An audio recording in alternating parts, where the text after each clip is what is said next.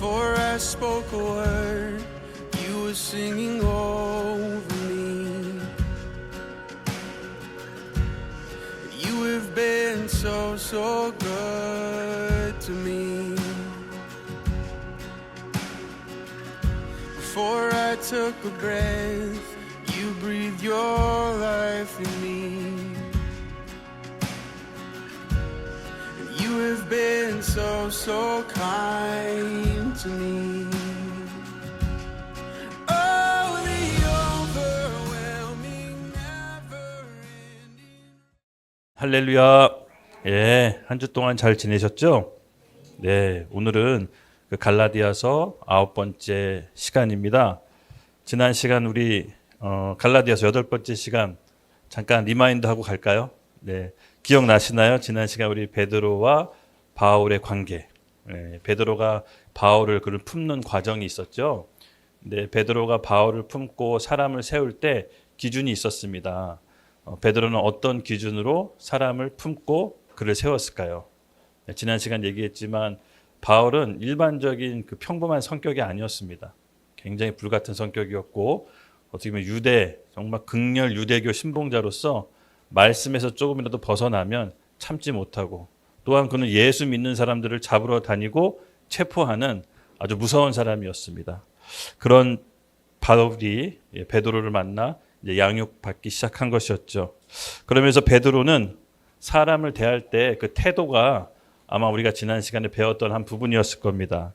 우리 베드로가 바울을 사람을 품는 가장 중심적인 첫 번째가 뭐라고 그랬죠? 외모로 보지 않고 사람의 마음의 중심을 본다고 했습니다. 그렇죠? 맞습니다. 마음, 그러니까 우리의 진정한 열정, 하나님 나라에 대한 그 끝없는 열정을 베드로는 바울을 통해 본 것이었습니다.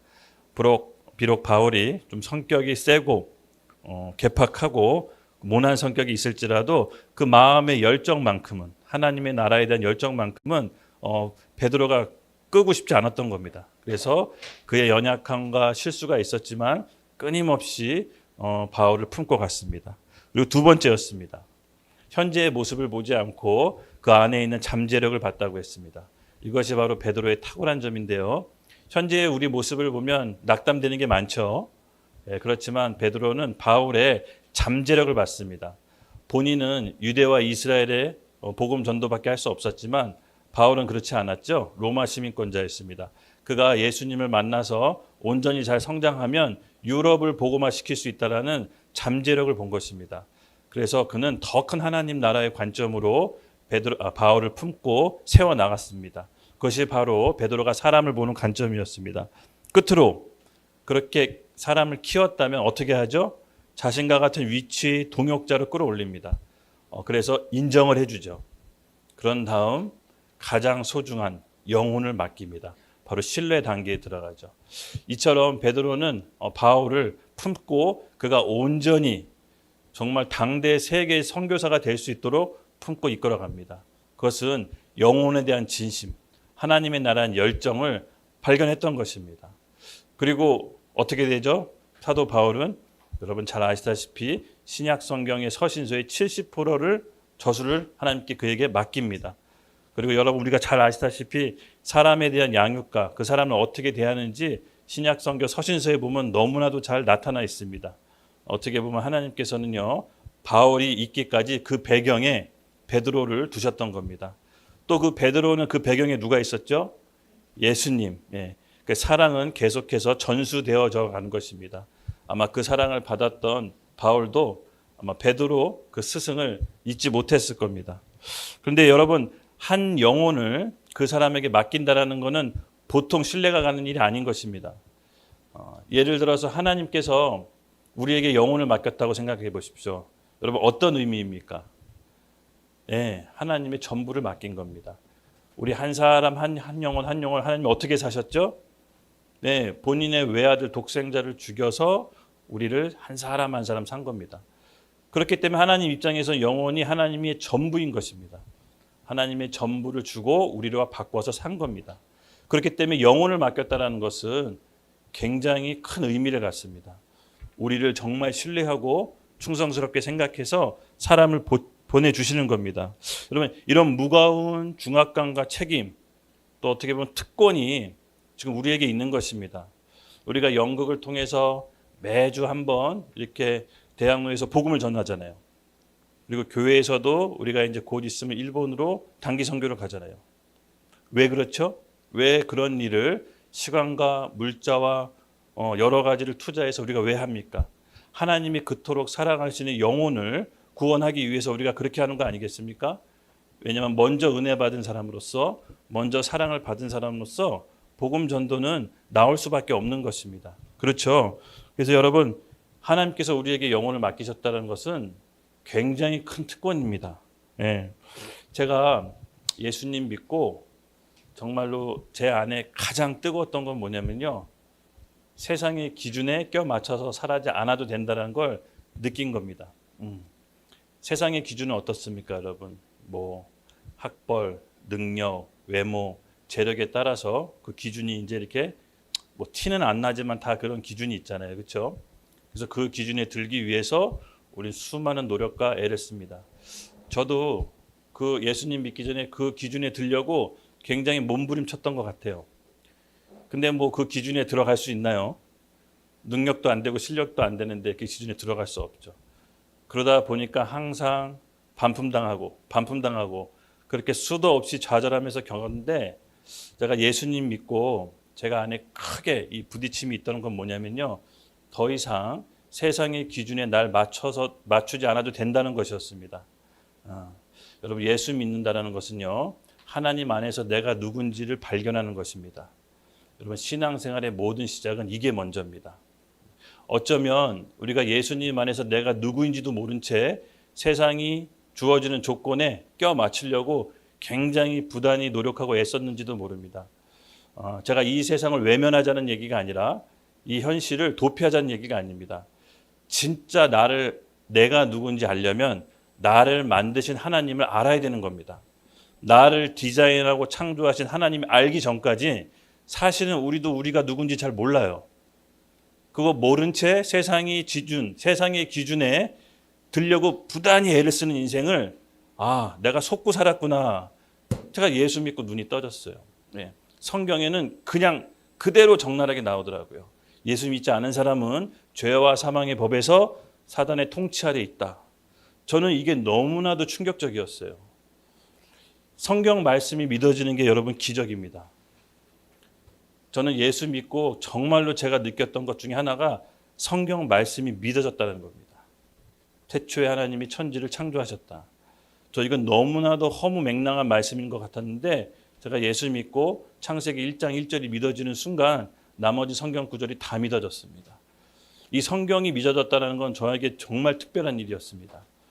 뭐냐? 더 이상 나라는 존재, 나라는 가치가 이 세상이 제시하는 기준에 껴 맞춰서 살 필요가 없이 하나님 안에서 내가 누구인지 안 즉시 나는 더 이상 이 세상의 잉여 인간처럼 부속품처럼 살 필요가 없다라는 걸 스스로 그것을 하나님께서 보여주시고 깨달았습니다. 그 다음부터 여러분 상상할 수 없는 창의적인 인생이 됐습니다. 한 번도 생각해 본 적 없는 사업을 하게 됐고요. 내 인생에 한 번도 그려본 적 없는 교회를 하게 됐습니다. 저는 어디 가서 말을 한마디 못하는 사람이었습니다. 여러분 믿기 어렵죠? 네, 저는 누구한테 가서 말을 해본 적이 없고 말을 잘 해볼 자신도 없었습니다. 그래서 여기 누군가에게 발표하거나 중고등학교 때 앞에 서면은 심장이 터질 것만 같은 과호흡을 느꼈어요. 제가 최초로 여러분한테 얘기하죠. 그 정도로. 누구한테 쓴다는 건 굉장히 두려운데 정말 신기하게 하나님께서 해결해 주시더라고요. 네. 그리고 제 인생에 한 번도 그려본 적 없는 여러 가지 일을 합니다. 뭐 책도 써보고요. 대본 극본도 써보고요. 또 제가 외국에 가서 복음을 전해볼 거라고는 상상도 해본 적이 없습니다. 여러분 맞습니다. 하나님 안에서 우리가 누군지를 먼저 발견해야 됩니다. 안 그러면요. 우리 이 세상의 기준에 그저 껴맞추려다가 인생을 다 허비하고 맙니다. 여러분 하나님 안에서 우리는 창조적인 사람이고 하나님 안에서 우리는 80억 인구 중에 오직 나 한 명만 존재하는 독특한 존재인 것입니다. 나만 할 수 있는 일을 하나님께서 우리에게 주십니다. 그래서 여러분 젊은 날에 꼭 예수님을 만나십시오. 예, 예수님을 먼저 만나는 것보다 더 중요한 일은 없습니다. 제가 봤을 때. 예, 제가 이 사실을 28살 때 하나님께서 부드러운 방법으로 알게 하시지 않았습니다. 강제 철거를 통해서 하나님께서 제 인생에 개입해 오셨는데 저는 그게 정말 제 인생에 큰 축복의 통로라는 걸 믿습니다. 여러분 기도하세요. 예수님을 만나는 게 먼저입니다. 안 그러면 내가 이 세상 기준에 살다가 세월 다 허비합니다. 그래서 저는 단호하게 말합니다. 부드러운 방법이 아니더라도 하나님 내 인생에 개입해 주세요. 제가 하나님을 믿을 수 있도록 제 인생에 찾아와 주십시오라고 기도하십시오. 예, 그것만큼 복된 인생은 없습니다. 거기서부터 우리의 인생은 전에 내가 그려본 적 없는 상상할 수 없는 다이내믹한 인생으로 창의적인 인생으로 펼쳐집니다. 바울이 그랬습니다. 바울. 여러분 바울은 텐트 메이커로 집 짓는 사람이었죠. 그는 복음 전도자였고 교회 개척자였습니다. 그리고 그는 학자였습니다. 그는 당대할 수 없는 유럽을 복음화시켰습니다. 아마 베드로가 섬기고 그를 품지 않았으면 힘들지 않았을까 그런 생각이 듭니다. 맞습니다, 여러분. 바울이 인생 가운데 그 다메섹으로 가는 도상 가운데 환상 중에 예수님을 만나고 하나님께서 그의 인생에 개입해 들어오셨습니다. 그 방법이 부드럽진 않을지 모르지만 최고의 인생의 순간이었던 것입니다. 그래서 오늘 그 여러분 인생 가운데도 그런 하나님의 인생의 개입이 저는 나타나길 예수님의 이름으로 축복합니다. 네, 하나님이 있다면 올인하는 겁니다. 네. 없다면 이렇게 시간 보낼 필요가 없습니다. 제가 예수님 믿고 교회 다녔는데 정말 제 마음이 초반 3년 굉장히 뜨거워가지고요. 미친 사람처럼 복음을 막 전했어요. 그래서 1분 안에 전달할 수 있는 메시지, 30초 안에 전달할 수 있는 메시지, 10초 안에 전달할 수 있는 메시지를 제가 준비했어요. 잠깐 만났을 때 복음을 전하려고. 예. 그래서 그걸 늘 준비하고 다녔거든요. 근데 제가 그 인생 가운데 왜 내가 이렇게 됐냐, 왜 주변에서 성환이가 저렇게 변했냐 되게 궁금했었어요, 가족들이. 근데 제가 확실하게 대답할 수 있었던 거는 예수님 믿은 다음부터는 대충 믿을 수가 없었어요. 이게 맞다면 하나님이 이 세상을 창조했고 내가 너를 지명하여 불렀다, 너는 내 것이다, 이게 믿어지는 순간 여러분 그냥 대충 신앙생활 할 수가 없었습니다. 맞습니다. 예수 믿었다면 우리가 그 안에 풍덩 들어가야 되는 것입니다. 어설프게 발만 담그는 것이 아니라 풍덩 들어가야 됩니다. 그러려면 기도하십시오. 먼저는 기도입니다. 기도. 하나님 내 인생에 찾아와 주세요. 저는 그 순간 하나님께서 우리를 전혀 생각지 못한 인생으로 바꿀 것을 믿습니다. 그래서 오늘 우리 여러분, 청년 여러분 꼭 기도를 하십시오. 아직 잘 예수님이 뭔지 모르고 못 만났다면 오늘 제 인생에 개입해 달라고 하나님께서 그 기도에 응답해 주시고 찾아오실 것입니다. 아멘. 네, 맞습니다. 이제 지난 시간 이어 오늘도 이제 바울과 베드로의 관계를 설명할 텐데 오늘은 기조가 좀 다릅니다. 지난 시간만 해도 베드로가 이제 바울을 품었잖아요. 근데 오늘은 큰 사건이 벌어집니다. 오늘 주제에서 마찬가지로 범상치가 않죠. 지난 시간하고 좀 기류가 다릅니다. 우리 제목을 함께 읽겠습니다. 시작. 바울과 베드로의 대결.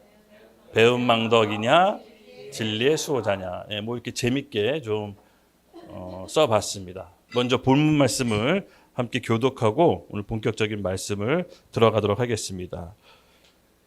게바가 안디옥에 이르렀을 때 책망받은 일이 있기로 내가 그를 대면하여 책망하였노라.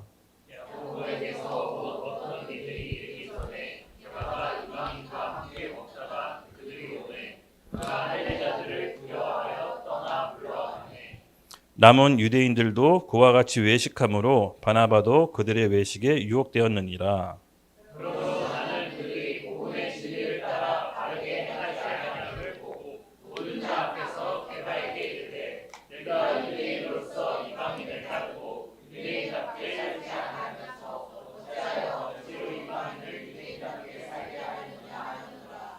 우리는 본래 유대인이요 이방 죄인이 아니로되 사람이 의롭게 되는 것은 율법의 행위로 말미암음이 아니요 오직 예수 그리스도로 말미암으로 우리도 그리스도 예수를 믿나니 이는 우리가 율법의 행위로서가 아니고 그리스도를 믿음으로써 의롭다함을 얻으려 함이라. 율법의 행위로서는 의롭다함을 얻을 육체가 없느니라. 아멘, 아멘. 네, 맞습니다.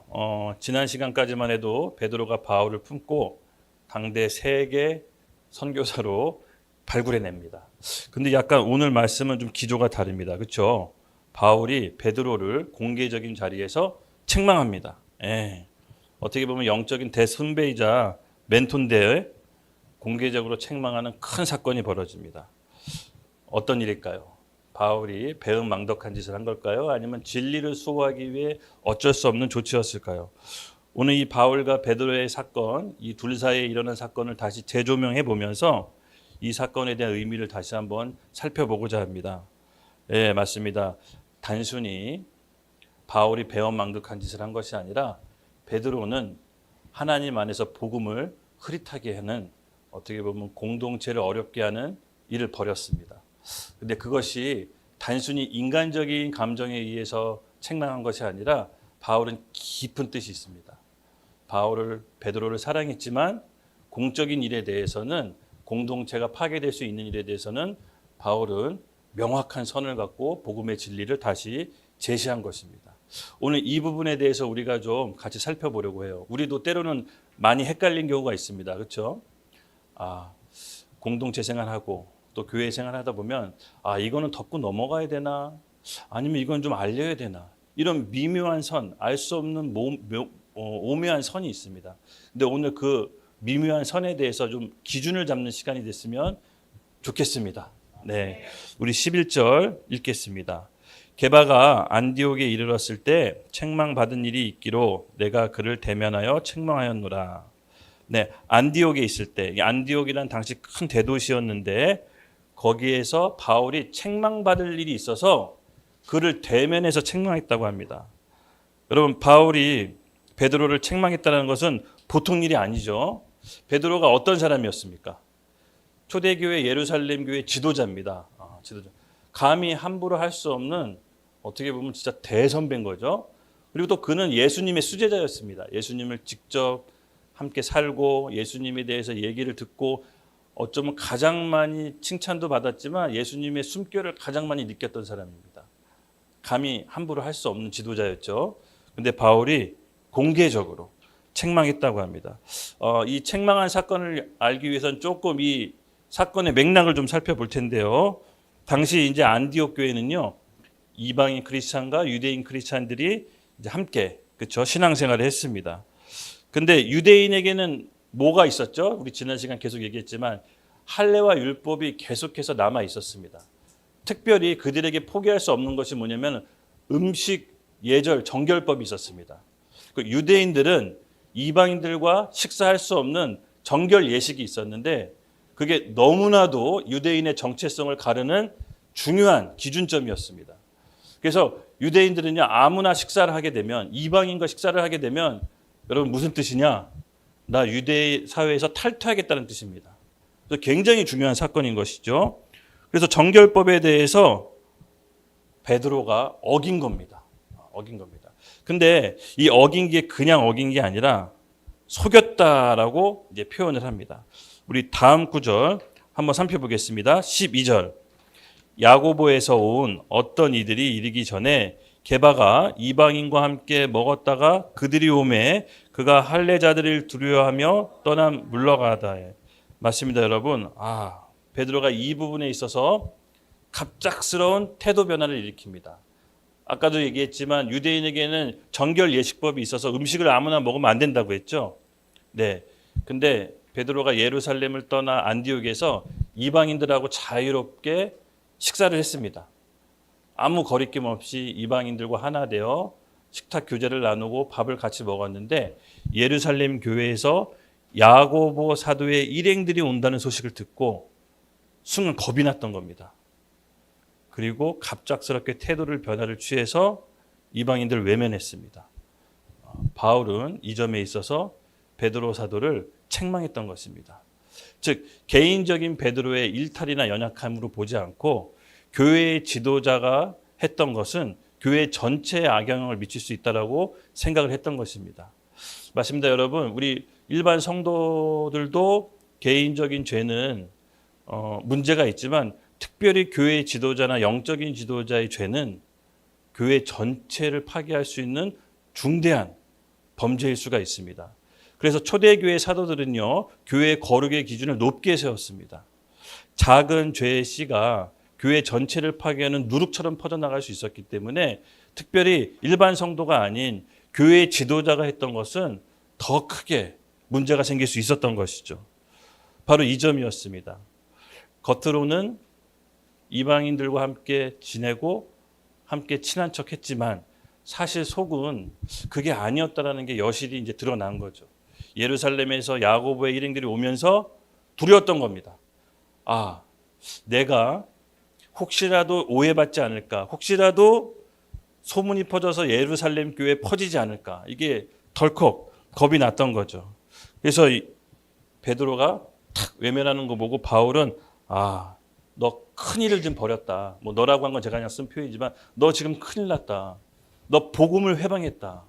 너 이방인과 유대인 안에서 복음 안에서 하나고 한 형제인데 네가 어떻게 해서 다시 그것을 회방하냐라고 큰 사건으로 이제 받아들인 거죠.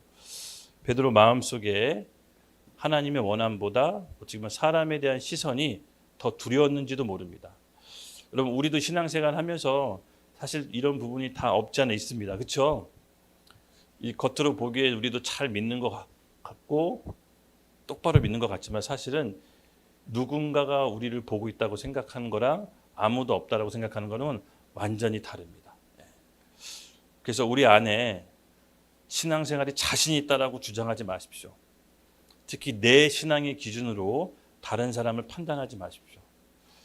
제가 이제 신앙생활 하다 보면 내 신앙의 기준으로 다른 사람 판단하다 보면 꼭 그 기준으로 또 다른 사람한테 판단받아요. 우리의 신앙은 결코 완벽하지 않습니다. 어느 특정 부분에서 내가 잘하는 부분이 있겠지만 그거 갖고 다른 사람을 판단할 수는 없습니다. 늘 겸손함으로 우리는 하나님 앞에 죄인이라는 낮은 마음으로 겸손을 유지해야 됩니다. 그래서 이 베드로는요, 이 안에 외식하는 것, 겉과 속마음이 다른 것이 여실히 이제 드러나게 됩니다. 교회 지도자가 이렇게 되면 큰일 납니다. 저는 이 바울의 심정도 어느 정도는 제게 와닿았습니다. 맞습니다. 이 베드로의 외식, 이 13절에 그 외식이 뭐가 문제였는지를 이제 설명하고 있는데요. 13절 우리 함께 읽겠습니다. 시작. 남은 유대인들도 그와 같이 외식함으로 바나바도 그들의 외식에 유혹되었느니라. 아멘. 바울은 베드로의 가장 큰 문제가 외식이라고 했습니다. 외식. 왜냐하면 다른 사람도 아니고 교회 지도자였기 때문에 교회 지도자가 외식함으로 어떻게 됐다고 했죠? 바나바도 그들의 외식에 유혹되었느니라. 여러분, 바나바도 안디옥 교회 지도자였습니다. 영적인 리더였는데 베드로가 허용하니까 바나바도 받아들입니다. 그래서 일반적인 성도가 아니라 교회 영적인 리더가 이 죄에 대한 기준에 대해서 모호해지면 그 기준에 따라서 다른 리더들도 영향을 받고 누룩처럼 전체 공동체에 퍼져나갑니다. 그래서 바울은 문제 삼을 것입니다. 그래서 바울은 극대노한 것입니다. 여러분, 신앙생활하는 데 있어서 이 외식은 정말 무섭습니다. 이 외식이 뭐냐? 그 외식의 어원을 보면요, 가면을 쓰다 연극을 하다. 즉 본 마음과 겉으로 드러나는 행동이 다를 때 이제 외식하다는 말을 씁니다. 그래서 바울이 이 딱 13절에 남은 유대인들도 그와 같이 외식함으로, 영적인 리더뿐만 아니라 안디옥 교회에 나머지 있는 사람들도 다 외식했다라고 표현합니다. 굉장히 큰 문제로 퍼져나간 것이죠. 그래서 우리 안에 외식에 대해서 예수님은 강하게 경고하는 말씀이 있습니다. 우리 마태복음 23장 13절 말씀, 마태복음 23장 13절 말씀 함께 읽겠습니다. 시작.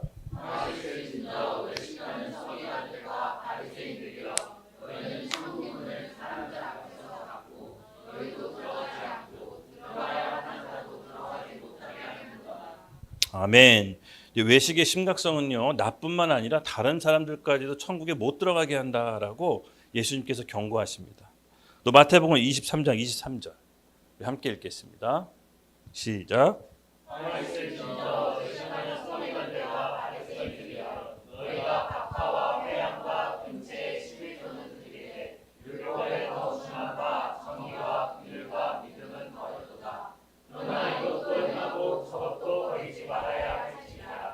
아멘. 외식은요, 본질에 대해서 흐릿하고 비본질에 집중합니다. 그래서 어떤 종교 행위나 남들이 보여지는 앞에서 내 행위를 굉장히 중요하게 생각합니다. 그것이 뭐냐면요, 내 속과 겉이 다르게 행동하는 거. 이것은 본인도 천국에 못 들어갈 뿐만 아니라 다른 사람도 못 들어가게 하는 심각한 문제라고 예수님이 경고하십니다. 뿐만 아니라 예수님께서 특별히 외식하는 것에 대해서 하신 말씀이 굉장히 많은데 대표적인 두 말씀만 오늘 전해드리는 것입니다. 그래서 여러분, 외식은요, 사실은 하나님 중심의 신앙생활이 아니라 사람 중심의 신앙생활로 또 기인된 것입니다. 하나님을 의식하는 것이 아니라 내가 사람의 시선을 의식하는 겁니다. 사실 이게 외식의 근본 뿌리라고 볼 수 있습니다. 여러분 안에 하나님 중심의 신앙이 아니라면 여러분 사람 중심의 신앙생활이 있을 겁니다. 그게 어떤 사건을 통해서 하나님께서 딱 나타나게 해주시는데 그 부분을 잘 캐치해서 우리가 기도함으로 끊어야 됩니다. 왜냐하면 이 외식은요, 생각보다 심각합니다. 자기 자신도 속을 수가 있습니다. 자기 자신도 외식하는 거 잘 모를 수가 있습니다. 이 공동체 안에서 서로 함께 기도하고 신앙생활을 했을 때 외식하는 것을 보면 여러분, 너 외식해서 이래야 됩니까? 제가 한번 가이드를 해드릴게요. 그게 아닙니다. 너 지금 그거 잘못됐잖아, 외식했잖아. 그게 아니라 먼저는 기도하는 겁니다. 네. 기도하고 나 또한 그런 외식이 없는지를 살펴보는 겁니다. 네. 나 또한 그런 외식이 없는지 먼저는 기도해 보라고 하나님께서 외식하는 사람을 먼저 보여주시는 겁니다. 그것은 야고보서에 나오는 거울의 법칙과 나와 있습니다. 다른 사람이 어떤 죄를 범하거든 자기 자신을 보라고 하는 겁니다. 그리고 나서 기도함으로 기다리고 그 사람에게 사랑의 말로 권면하는 겁니다. 그랬을 때 그 사람이 고침받는 겁니다. 고침받는 겁니다. 아까도 얘기했죠. 내 신앙의 기준으로 다른 사람에게 들이대서는 안 된다고. 예. 우리는 양날의 칼이 있습니다. 극히 조심해야 됩니다. 왜냐하면 예수님께서는 한 영혼이 실족하여 넘어지면 차라리 연자맷돌 메고 바다에 들어가라고 했습니다. 왜냐? 영혼은 예수님의 핏값으로 산 예수님의 전부인 것입니다. 그래서 굉장히 우리는 예수님의 말씀의 기준이 영혼에 대해서는 굉장히 높다라는 것을 여러분 성경을 통해서 확인하셔야 됩니다. 그래서 이 외식은요, 정말로 위험한 게 나뿐만 아니라 공동체 전체를 파괴할 수 있는 심각한 어떻게 보면 죄라고 하면 죄일까요? 네, 그럴 수 있다라고 봅니다. 그래서 저는 오늘날 우리 교회 믿는 크리스찬들이 사회적인 권위나 교회에 대한 권위가 지금 많이 실추됐죠. 제가 어느 기독교 뉴스를 보니까 지금 교회 청년들도 비롯해서 많은 크리스찬들이 교회를 이제 떠나고 있다고 합니다. 거기서 떠나는 이유가 보니까 이 딱 외식이더라고요. 외식. 아나운서가 얘기하는데 크리스찬은 나는 교회는 다니고 싶은, 나는 예수님은 믿고 싶은데 교회는 다니고 싶지 않다라는 의견이 굉장히 많습니다. 그게 뭐냐면 믿는 자들의 외식한다라고 느끼는 거죠. 세상 사람들과 교회 안에 있는 사람들과 별반 다를 게 없는데 내가 굳이 교회 다닐 필요가 있냐. 그래서 이제 나타나는 현상이 그냥 영상으로 예배드리고 영상으로 찬양 듣고 실제로는 교회에서 교제를 하지 않는 그런 사람들이 굉장히 많이 살아난다고 합니다. 아까도 그랬죠. 외식이 어원으로 들어가면 무슨 뜻이다? 가면을 쓰다. 연극을 하다. 이런 뜻이라고 합니다. 우리는 크리스찬이라고 하는 것은 이 초대교회 성도들처럼 삶과 신앙이 일치되는 것을 말합니다. 그래서 우리 안에 오늘 외식하는 게 있다면 성령께 조명해 달라고 기도합시다. 한꺼번에 모든 걸 바꿀 수는 없지만 성령께서 우리에게 조금씩 보여주실 겁니다. 그래서 그 부분 하나하나를 잡으면 됩니다. 여러분 큰 성공은요. 자그마한 성공을 조금씩 이룰 때 할 수가 있는 겁니다. 그래서 저도 늘 했던 방법이 뭐냐면요. 큰 걸 이루기 전에 작은 것부터 이루는 연습을 하는 겁니다. 내가 할 수 있는 거, 내가 이길 수 있는 것부터 작은 걸 실천해 가십시오. 그러면 시간이 지나면 큰 것도 할 수 있는 것입니다. 그래서 우리 안에 이런 거칠애, 본질을 떠난 그 거칠애의 모습이 있다면 여러분 오늘 같이 그것을 놓고 한번 기도합시다. 저는 하나님께서 좋은 기회를 오늘 우리 예배 때 주셨다라고 믿습니다. 이따 기도할 때 하나님께 또 올려드립시다. 네. 그래서 어쩌면 이 교회의 현재 위기도요, 예수님의 가르침의 본질을 떠난 종교 생활에 집착하는 것으로 볼 수 있습니다. 네. 하나님이 중심의 신앙생활, 사람 중심의 신앙이 아닌 하나님이 교회를 왜 세웠는지, 교회가 무엇인지, 저는 오늘날 이 교회론의 부재가 바로 우리 신앙의 위기를 불러왔다라고 믿고 외식으로 왔다라고 믿습니다.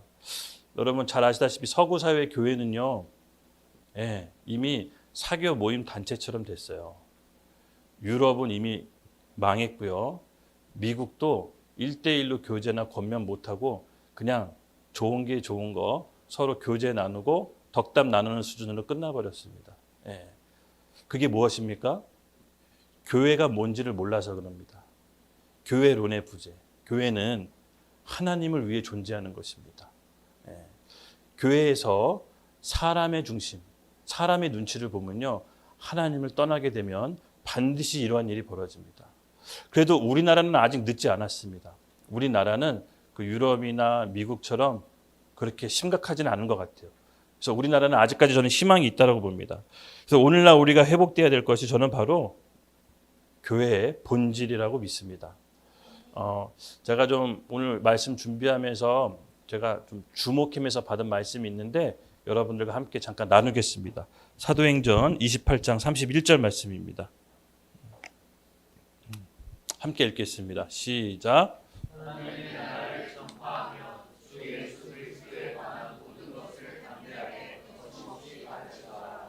아멘, 아멘. 이것이 어떤 말씀이냐면요. 사도행전 마지막 끝 구절입니다. 그리고 바울이 죽기 전에 말년에 했던 말이에요. 본인이 가택연금 받았을 때 했던 말인데 이 말의 뜻을 제가 좀 받은 의미를 여러분께 좀 전달하려고 합니다. 교회는 교회의 역할이 있습니다. 그것을 너무나도 잘 담아낸 구절이라고 생각하는데 읽겠습니다. 하나님의 나라를 전파하며 주 예수 그리스도에 관한 모든 것을 담대하게 거침없이 가르치더라. 바울이 마지막으로 했던 말입니다. 여러분 교회의 역할은 영혼 구원과 복음 전도가 있습니다. 그렇죠? 이거는 교회의 본질입니다. 예수님의 몸이 꼭 해야 되는 일입니다. 근데 더불어 해야 되는 일이 있는데 바로 하나님 나라를 전파하며 같이 해야 되는 겁니다. 교회는 예수 그리스도에 관한 모든 복음을 전파하고 하나님 나라에 대해서도 전파해야 됩니다. 그것이 균형이 잡혔을 때 교회의 기능을 성실히 수행하는 것입니다. 그러면 하나님 나라를 전파하는 게 무엇입니까? 저희 교회 다니는 분들은 제가 수도 없이 얘기했습니다. 하나님 나라, 하나님이 통치하고 다스리는 나라라고 얘기했습니다. 그러면 하나님이 통치하고 다스리는 나라가 뭘까요? 여러분 교회라는 단어 헬라어로 에클레시아라는 단어를 쓰죠. 이 에클레시아라는 단어를 어떨 때 썼냐면요. 황제가 본인의 뜻과 생각과 계획을 의회 기관에서 그것을 입법화해서 자신의 제국에게 통치권을 행사하려고 맡긴 곳입니다. 그게 에클레시아라는 단어를 쓴 겁니다. 그래서 이 에클레시아라는 단어는 정치단체 모임이에요. 황제의 생각과 황제의 계획과 뜻을 자기의 제국의 통치에 미치도록 하기 위해서 에클레시아라는 의회 입법기관을 설치한 겁니다. 무슨 말씀인지 아셨죠? 그래서 이 에클레시아라는 단어를 교회라는 뜻에 썼습니다. 즉 하나님의 계획과 하나님의 뜻과 하나님의 나라를 이 땅 가운데 이루는 것이 바로 교회인 것입니다. 그래서 교회는 영혼 구원과 그리스도에 관한 복음을 전달함과 동시에 하나님의 뜻과 계획을 이 땅 가운데 실현시키는 통치 기구의 역할도 함께 있는 것입니다. 그래서 이 균형을 잃어버리면 세상으로부터 버림받고 하나님께로부터 버림받는 것입니다. 그래서 교회의 권위를 회복시키기 위해서는 이 하나님 나라에 대한 통치 기구가 회복돼야 되는 것입니다. 그동안 우리는 교회에 대해서 당연히 알고 있는 부분이 있습니다. 바로 복음전도, 영혼구원, 세계선교 당연히 해야죠. 이것은 교회의 존재 목적입니다. 하지만 또 함께 균형을 이뤄야 되는 것은 이 시대, 이 땅에 하나님의 원하는 뜻이 무엇인지는 교회는 받아서 그것을 이루어야 되는 것입니다. 하나님의 마음과 뜻을 온전히 받을 수 있는 곳은 여러분 정부가 아닙니다. 교회인 겁니다. 교회. 그래서 교회는 끊임없이 기도해야 되고 끊임없이 예배해서 하나님의 임재를 구하고 그 하나님의 뜻을 우리가 받아서 각 교회의 몸인 성도가 그 뜻을 이 땅 가운데 이루는 것입니다. 그것이 교회의 본질이고 존재의 목적인 것입니다. 여러분 아셨죠? 그래서 그것을 잃어버리면 안 되는 것입니다. 여러분 군대는 왜 존재하죠? 나라를 지키기 위해 군대가 필요한 겁니다. 그렇죠? 적이 쳐들어왔는데 군인들이 공부하고 자격증 준비하고 뭐 다른 짓을 해. 여러분 그러면 군대가 존재할 이유가 있을까요? 그 군대 파해야 됩니다. 적이 쳐들어왔으면 목숨 걸고 나라를 지켜야겠죠. 그게 군대의 존재 이유 아니겠습니까? 네. 여러분 병원은 왜 존재합니까? 병원. 네. 아픈 환자가 있으면 의사들이 목숨 걸고 치료해야 되는 겁니다. 히포크라테스 정신 선서하잖아요. 의사 되기 전에. 네. 그래서 사람 생명을 다루기 위해서 엄청난 수련 기간을 겪잖아요. 그렇죠? 왜? 환자를 치료해야 되니까. 만약에 아픈 환자가 왔는데 의사가 와서 노래 가르쳐주고 춤 가르쳐줍니다. 뭐 치료에 도움이 조금 되겠죠. 그러면 저는 병원으로서 왜 이렇게 좋아해? 병원으로서 존재 이유가 없는 겁니다. 그 병원 문 닫아야 됩니다. 그렇죠? 교회도 마찬가지입니다. 교회는 하나님의 뜻과 계획과 생각을 이 시대 가운데 영혼들에게 풀어내야 되는 것입니다. 그것이 교회의 존재 목적 중 하나인 것입니다. 그거를 잃어버리면 빛과 소금의 역할을 잃어버리는 것입니다. 소금이 맛을 내지 않으면 뭐라고 했습니까? 예수님께서 짓밟힌다고 했습니다. 짓밟힌다고. 여러분 우리가 이것을 심각하게 받아들여야 됩니다. 즉 오늘날 우리 신앙생활이 외식하는 이유가 단적으로 얘기해서 교회가 뭔지 모르는 겁니다. 교회의 역할을 한 번도 제대로 들어본 적이 있다면 저는 외식하는 것도 줄어든다라고 봅니다. 네. 그래서 여러분 교회는 하나님의 마음과 뜻을 이 땅 가운데 통치하는 통치 기구다라는 거 오늘 그거 하나 우리가 기억해서 갑시다. 네. 교회론의 부재는 결국은 이 땅의 교회를 위기가 왔다라고 저는 봅니다. 그래서 교회를 정확히 알고 그것을 우리가 서로 배움으로써 성도들 간의 교제 가운데 우리가 그걸 알므로써 이 땅에 하나님의 뜻과 계획을 실현시킬 수 있는 곳이 어디다? 유일하게 교회다. 예. 교회는 하나님을 위해 존재하는 겁니다. 골로새서에 명확하게 나왔습니다. 우리 함께 골로새서 1장 16절에서 18절 함께 읽겠습니다. 시작.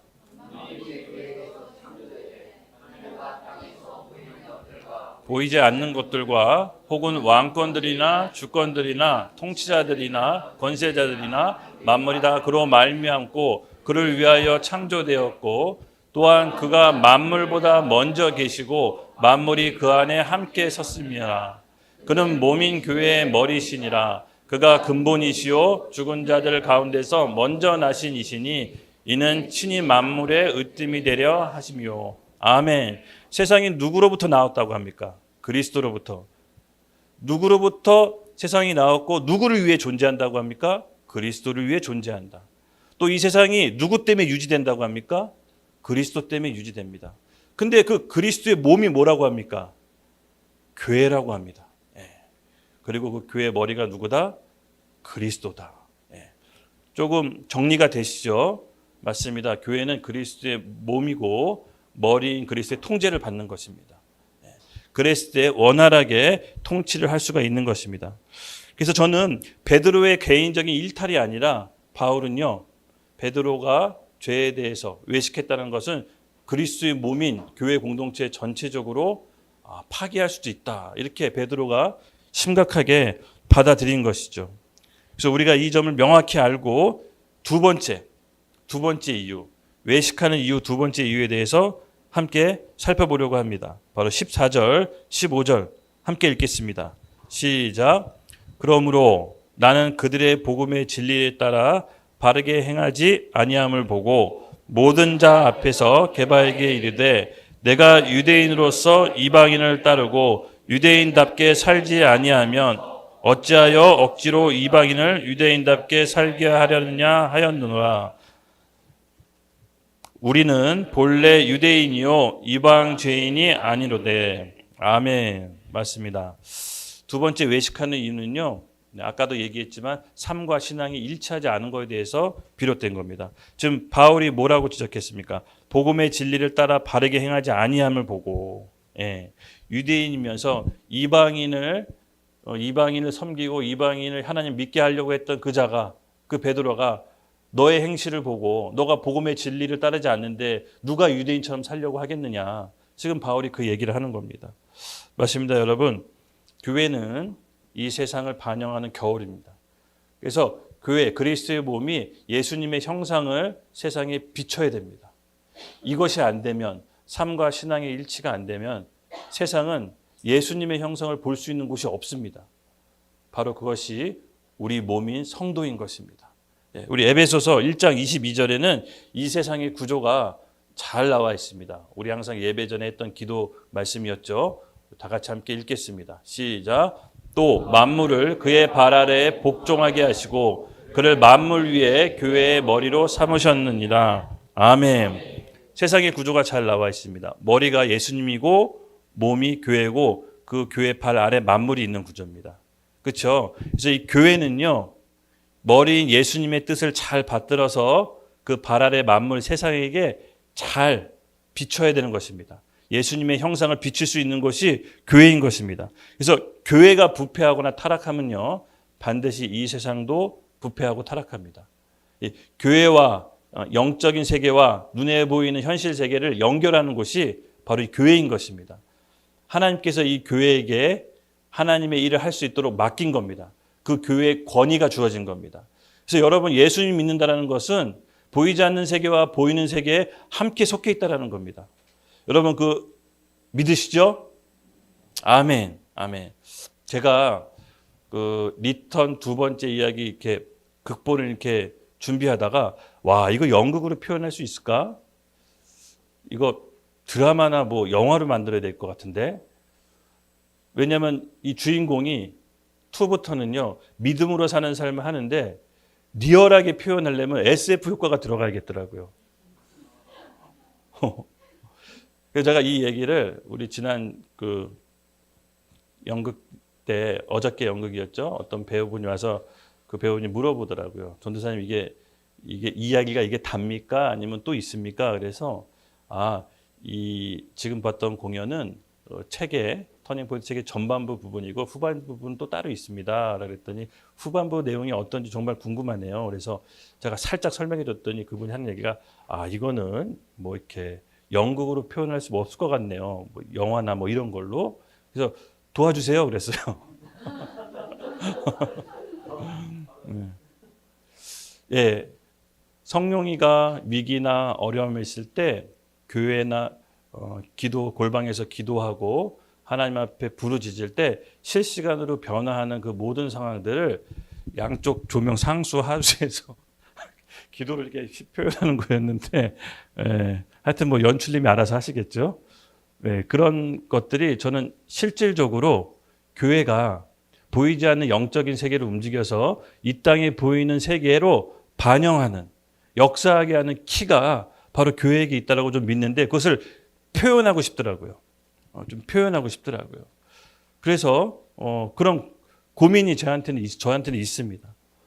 만약에 우리 교회가 하나님의 마음과 뜻을 받아서 그 하나님의 생각과 뜻을 이 땅에 온전히 통치한다면 저는 이 세상이 우리 교회를 바라보는 눈과 시선이 달라질 거라고 봅니다. 교회가 하나님이 계신 곳이구나. 나도 예수 그리스도의 몸이 되고 싶다라고 사람들이 몰려들지 않겠습니까? 예, 저는 영적인 삶은요, 실질적인 삶이라고 믿습니다. 진리는 리얼리티입니다. 트루스는 진짜 실체인 리얼리티를 반영합니다. 만약에 이 말씀이 그냥 도덕 윤리 책으로만 우리에게 교훈만 준다면 저는 이 말씀 들을 필요 없다고 봅니다. 교회에 모일 이유가 없다고 봅니다. 말씀은 실제고 우리 삶에 실제로 영향을 주기 때문에 우리가 이 함께 교회에서 예배드리고 기도하는 거 아니겠습니까? 그래서 기도를 통해서 영적인 세계를 움직여서 실제 우리의 삶을 바꿀 수 있는 능력이 저는 교회에게 있다고 믿습니다. 예. 그래서 믿음 생활은요, 여러분 그냥 그저 그런 생활이 아닙니다. 예수님의 몸이 누릴 수 있는 특권인 겁니다. 우리가 하나님께 어떻게 반응하느냐에 따라서 우리의 삶이 바꾸고 이 세상도 변할 수 있다고 믿습니다.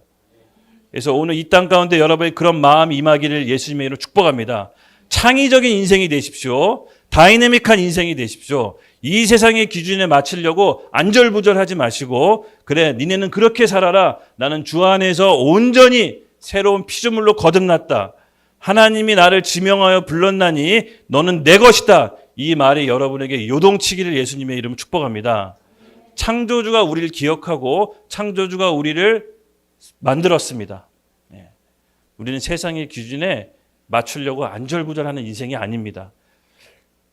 제가 교회를 다니면 이거 못 믿는 사람들 굉장히 많아요. 10년, 20년 우리 젊은 청년들 교회 그렇게 오래 다녀도 이걸 안 믿고 있더라고요. 이게 안 믿어지니까 신앙생활이 초자연적으로 안 나오는 거예요. 여러분 그거 믿으셔야 됩니다. 하나님께서 우리의 말씀을 믿고 누리라고 주신 줄로 믿습니다. 예. 깨어나십시오. 깨어나십시오. 하나님께서 우리를 주목하고 계십니다. 아멘. 네. 그래서 여러분 바울은요 단순히 자기 개인적인 사적인 감정, 자기 기준에 못 맞춰서 베드로를 혼낸 게 아닙니다.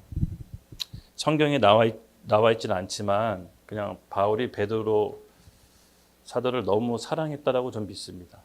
자기 스승이었고 끌어줬고 자기를 발굴했고 근데 그럼에도 불구하고 이 바울은 최대 장점이 뭐냐면요. 공과 사를 구별했어요. 개인적으로 베드로를 존경하고 사랑했지만 공동체를 파괴하는 이 누룩과 같은 죄에 대해서는 본인이 마음이 아프더라도 공개했을 겁니다. 그래서 교회를 지켜야 되는 저는 이 아픈 마음이 느껴졌습니다. 바울이 자기 선배를 깔려고 그런 게 아닙니다. 이 누룩이 퍼져서 바나바에게까지 미치고 온 성도들에게 미치는 것을 봤기 때문에 명확한 기준을 세운 게 베드로도 살리고 교회도 살린다는 것을 알았던 것입니다. 아멘. 근데 우리는요 이것을 실제 적용할 땐 굉장히 조심하셔야 됩니다. 아셨죠? 기도 많이 하시고 하나님이 주신 언어를 잘 가다듬어서 이 표현하는 것도 되게 중요합니다. 어떻게 보면 그 메시지의 당위성보다 내가 누군지가 더 중요한 것 같아요. 내가 누군지 충분한 신뢰 관계를 형성한 사람이 그 메시지의 당위성이 들어가는 겁니다. 그래서 이걸 놓치고 그냥 옳은 말하면 그 사람이 변하겠지? 아닙니다. 영혼을 잃어버릴 수도 있습니다. 그래서 오늘 우리가 이 점도 잘 명확하게 해야 됩니다. 바울은요 베드로랑 이미 그런 관계가 형성됐다라고 봐요. 바울이 충분히 그렇게 얘기해도 베드로는 품었을 겁니다. 이미 바울을 잘 알았죠. 왜냐하면 본인이 케어했으니까. 베드로는 받아들일 수 있는 겸손함이 있었고 또 그렇게 자기 후배가 얘기했을 때도 충분히 받아들였을 거라고 봅니다. 그래서 아름답게 공동체를 지켜냅니다. 그래서 오늘 우리는 이 명확한 복음에 대한 선, 이 진리의 선을 우리 안에 붙잡되 이것을 어떻게 잘 표현해야 되는지도 훈련을 해야 되는 것입니다. 아셨죠? 네, 우리 16절 끝으로 마지막 결론 부분인데 함께 읽겠습니다. 시작. 사람이 의롭게 되는 것은 율법의 행위로 말미암이 아니요 오직 예수 그리스도를 믿음으로 말미암은 줄 알므로 우리도 그리스도 예수를 믿나니 이는 우리가 율법의 행위로서가 아니고 그리스도를 믿음으로써 의롭다함을 얻으려 함이라. 율법의 행위로서는 의롭다함을 얻은 육체가 없느니라. 아멘, 아멘. 바울은 끝으로 다시 한번 의롭되게 되는 것이 무슨 뜻인지를 기준을 제시합니다. 율법으로, 어떤 행위로 다시 하나님 앞에 의롭게 될 수가 없다라고 얘기합니다.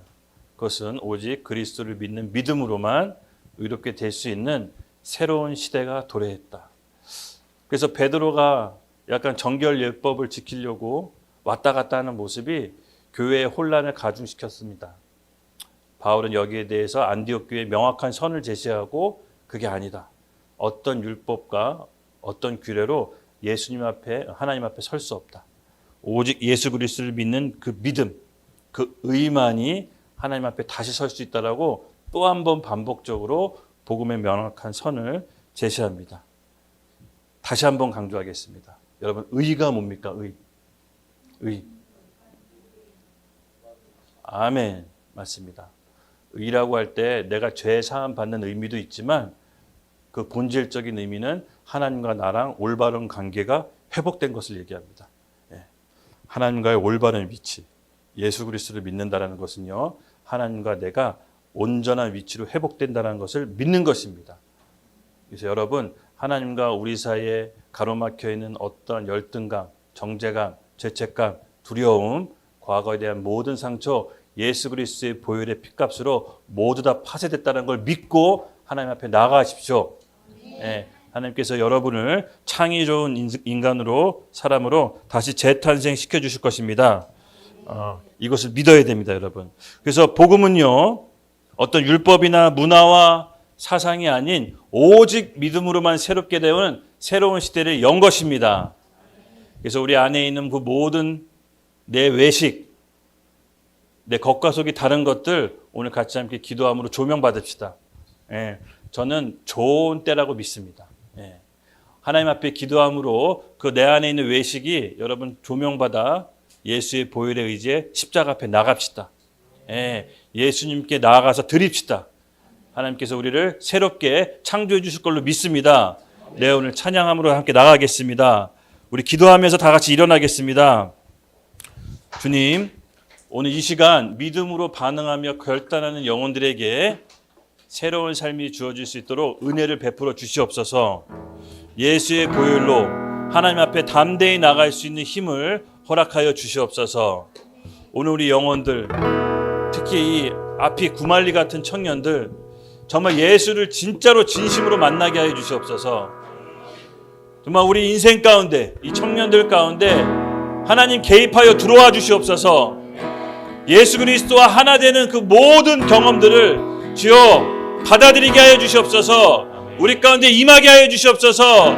우리 삶에 개입하여 주시옵소서. 우리 같이 기도로 함께 부르짖으며 나아갈 때 하나님께서 우리 인생에 개입하게 해달라고 기도하겠습니다. 주여!